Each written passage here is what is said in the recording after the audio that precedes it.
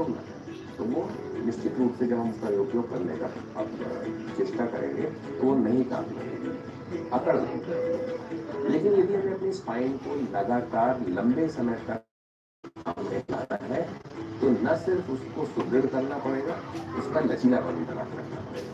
यदि हम बिना झुके बिना व्यायाम करे अपने स्पाइन को रखेंगे तो जिस समय हमें उसकी आवश्यकता होगी झुकने की या उससे काम लेने की, तब वो काम नहीं करेगी और उसमें फिर जो भार वहन है उसके कारण, यानी कि जो हमारे शरीर का भार सहती है स्पाइन, उसके कारण अपने ही भार से, शरीर के भार से हमारी डिस्क पे प्रभाव पड़ेगा, जोड़ों पे, स्पाइन के जोड़ों पे प्रभाव पड़ेगा और डिस्क इत्यादि जैसी बीमारियां होंगी। शरीर में जो नसें होती हैं जो मस्तिष्क में बनती हैं और स्पाइनल कॉर्ड या मेडुला के द्वारा बाकी शरीर तक जाती हैं, वो दोनों तरह से काम करती हैं।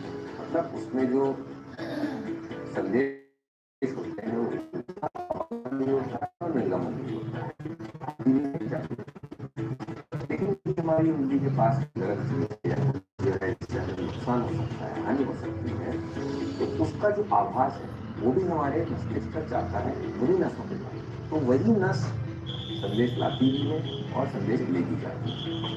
इसका मतलब ये हुआ कि जो अनुभूति हमको हो रही, मान लीजिए हमको अनुभूति हो रही है पीड़ा, उस पीड़ा को हमारा मस्तिष्क पहचान रहा है कि इस में इस यदि हम उसी नस के द्वारा एक ऐसा संदेश दें कि ये पीड़ा कम होगी तो उसका उपचार होता है, इलाज होता है। इसी नियम के अधीन एक्यूप्रेशर की शरीर में कुछ ऐसे बिंदुओं को पहचानते हैं जहाँ पे दबाव डालने से या प्रेशर करने से या सुई की नोक से उसको स्टिमुलेट करने से, उसको कहा जाए तो जलाने से, तो इन दो तरह से, प्रेशर से और सुई की नोक को वहां पे चुभाने से, दोनों से जो अनुभूति होती है वो एक ऐसा संदेश लेके जाती है मस्तिष्क में कि हमारी पीड़ा कम हो गई। इस प्रणाली को बहुत प्रभावी रूप से उपचार के लिए प्रयोग करते हैं।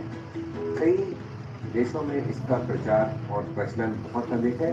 कोई व्यक्ति यदि 5 फुट 6 इंच का है तो स्टडी करके, अनुभव से, सब तरह से ये पाया गया कि उसका वजन लगभग 70 किलो 72 किलो होना चाहिए, ऐसे किलो होना चाहिए, जो भी है, जो भी एक सही मात्रा हो खाने। उसी के अनुरूप और उसी के अनुपात में हड्डियां इतनी मजबूत बनाई गई, मांसपेशियां वैसी बनाई गई, हमारे शरीर की संरचना करी गई।